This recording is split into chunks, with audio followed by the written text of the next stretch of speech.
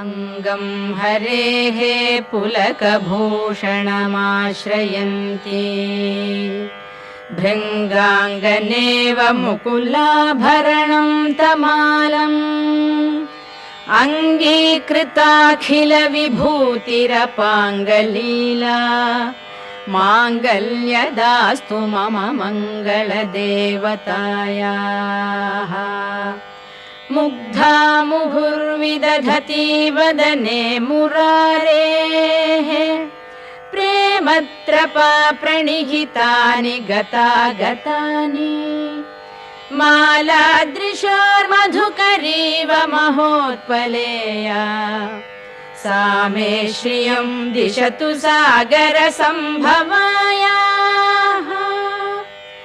आमीलिताक्षम् अधिगम्य